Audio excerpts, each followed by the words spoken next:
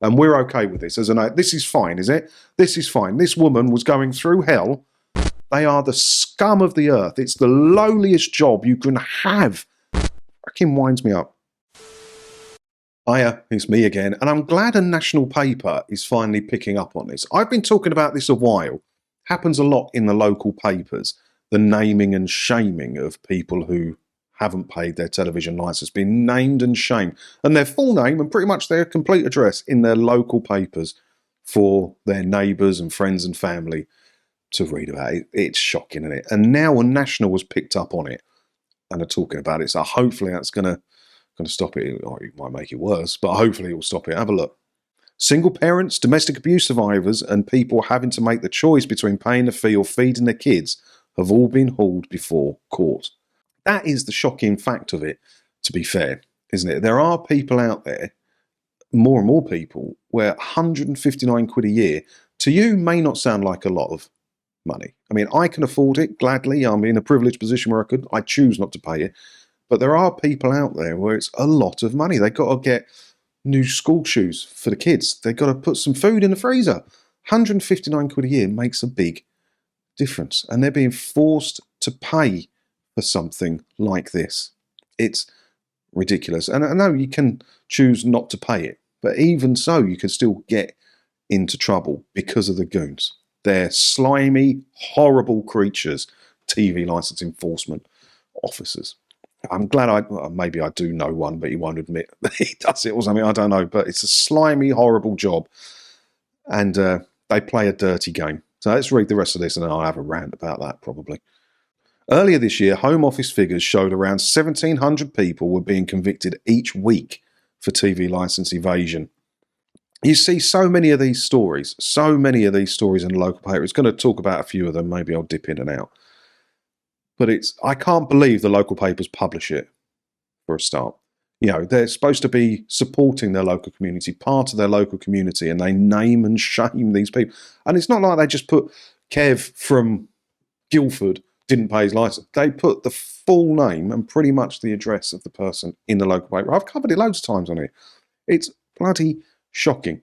But one thing that is more shocking is that the only way every one of those 1,700 people convicted a week ended up in court is by talking to a goon. There was no other way they got in trouble. There's no such thing as detective hands. There's no other way of getting into trouble but talking to the goon. If we can get the message out there that when you open the door and they say, hi, I'm from TV Licensing, you just go, no, thanks, mate, you shut the door. Do not engage with them. Don't sign anything.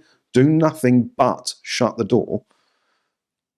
1,700 people every week wouldn't be prosecuted for it. If all of those people went, no, thanks, mate, shut the door, that's it. You might get one or two, you know, where because they can get warrants to come in and search and stuff. It's exceedingly rare. It's like a couple a year.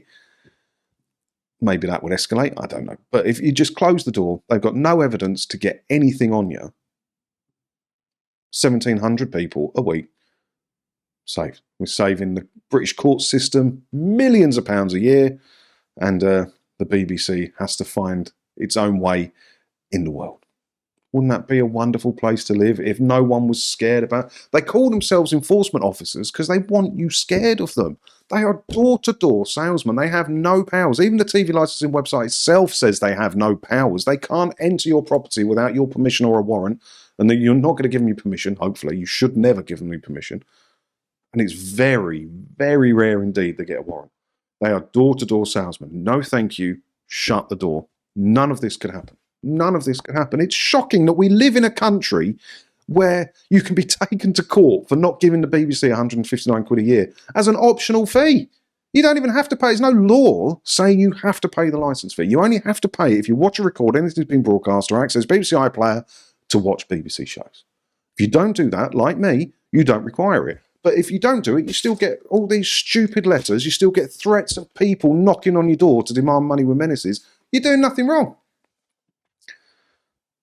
It winds me up.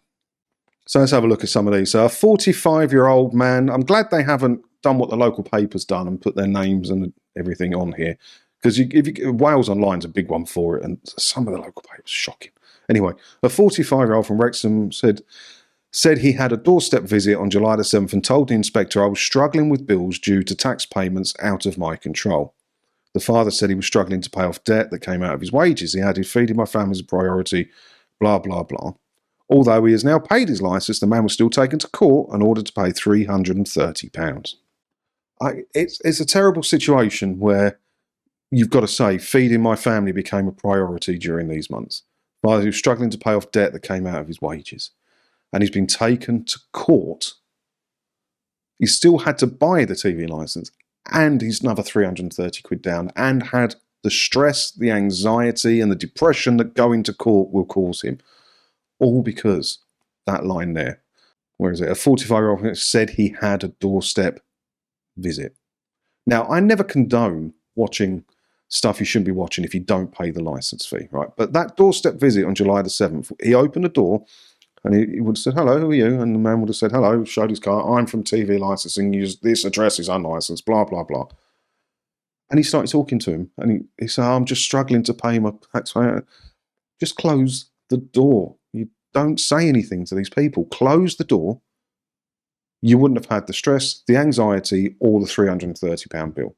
Because that goon would have had to toddle off. Maybe he'll come back in a week or two. You don't know. It's possible. But he'll get the door closed in his face again. Now, these people earn commission, which is the wrong way to pay them. They're incentivized to stitch people up. They're incentivized to pressurize them into buying something they may not need because they earn commission for it. It's the wrong way to pay them, and that needs changing. Full stop. But, you know, it's not going to keep coming back if he keeps getting the door closed in his face because they earn commission. So why would you waste your time going to a house you know is like getting blood out of a stone? It's not going to happen, is it? In another case, a 34-year-old woman from Powell's, is that how you say it, was a survivor of an abusive... Oh, we talked about this one. We talked about this one, didn't we? I did a video on that. Despite the domestic abuse victim's mitigation and her stated willingness to make the licence payment in full, the case was taken to court and she was ordered to pay £146. So this again happened by being doorstepped by an enforcement officer. Close the door, say no thank you. None of this could have happened. And the other important part there is she was ordered to pay £146, which is less than the licence fee. So how's that work then? All that stress, all that anxiety, the cost of the magistrate's court, all that drama for a less payment than the licence fee. And we're okay with this. As this is fine, is it? This is fine. This woman was going through hell because of a man, and then a man, it would have been a man, 99% of the goons, the TV licence enforcement officers are men, knocked on her door and demanded money with menaces, probably dressed in a threatening manner, acting like he's got some kind of powers, no compassion whatsoever, took her to court to get less than they would have got in the licence fee. And this is okay. The world we live in, the country that we live in, we're all right with this. That fucking winds me up. One Swansea window cleaner whose wife had been seriously ill told Wales Online he only used his TV to listen to radio programmes and was initially prepared to argue his case at Swansea Magistrates Court. Yeah, that's a tough one to do. It's a tough one to... If you go on TV Licence Resistance Forum, there's a few of these discussions on there. It's a tough one to do.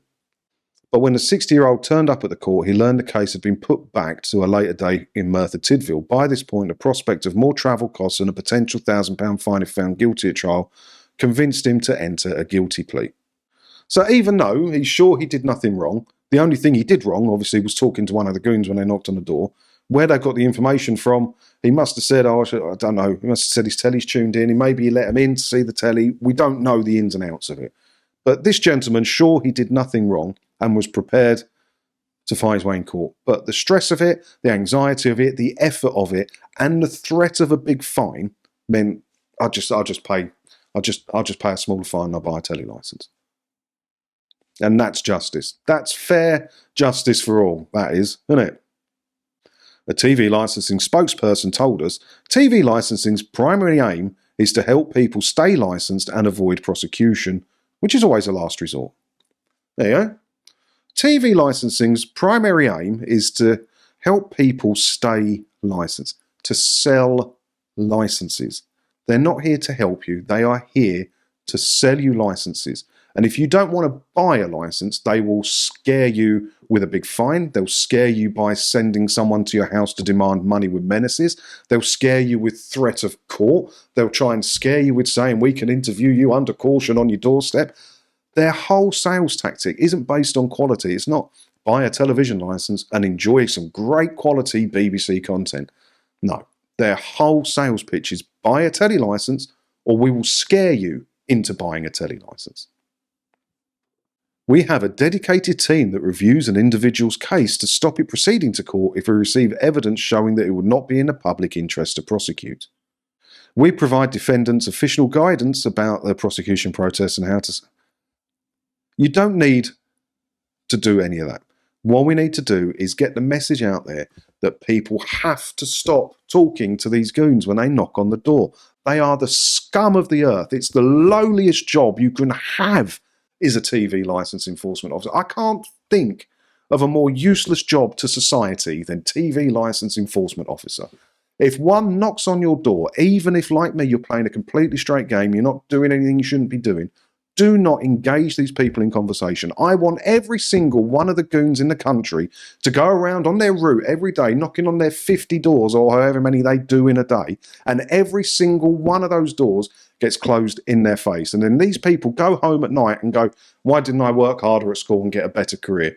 You could have a better career. I would quite happily work in a McDonald's. I would quite happily work behind the bar in a Wetherspoons. I would very happily be a bin man if I had to be one. Like, I'm in a position where I don't have to. I'd do all of those things before being a TV license enforcement officer. Get another job and give something back to society and stop pressurising the poor and the vulnerable people of this country and threatening them. You sad little men. All right, that set me off a bit more than I was anticipating when I started this video. But they wind me up, these people. This whole situation winds me up. Let me know your thoughts on all this down in the comments below. And while you're down there leaving your comments, don't forget, of course, to hit all the buttons and everything as well. Because if you do that, hopefully I'll get to see you in another video again soon, won't I? Ta-da.